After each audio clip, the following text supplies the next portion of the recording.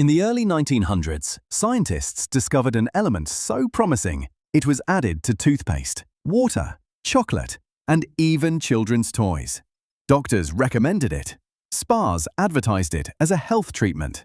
That element was radium, and for roughly 2 decades, much of the world had no idea it was slowly killing the people who used it.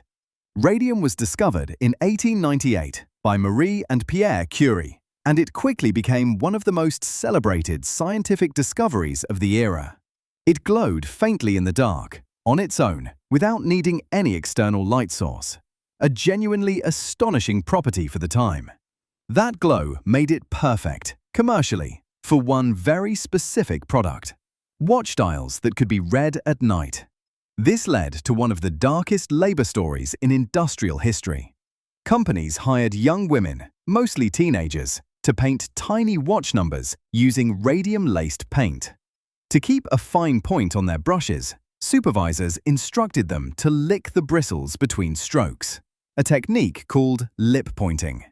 These workers, later known as the Radium Girls, were literally ingesting radioactive material multiple times a shift, told repeatedly by their employers that it was completely safe. Within a few years, these young women began developing horrifying symptoms.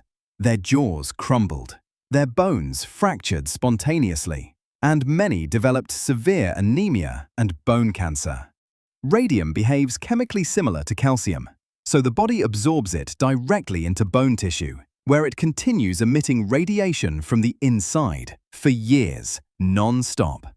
Company doctors and executives, some of whom knew the dangers from their own internal research, publicly denied any connection between radium exposure and the women's illnesses for years. It took a small group of these workers taking legal action, a case that became a landmark in occupational health law, to finally force public acknowledgement of the danger. Their case led directly to new workplace safety standards and stronger protections for industrial workers across the United States.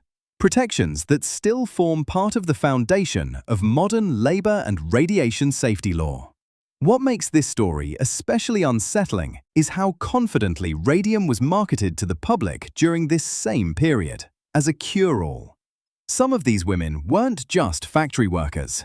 They were also everyday consumers of radium-infused products, trusting the same substance from 2 completely different directions, believing the entire time that science had proven it was safe. The element that once seemed like a miracle of the modern age turned out to be one of the clearest lessons in scientific history. Glowing, exciting, and brand new isn't the same thing as understood.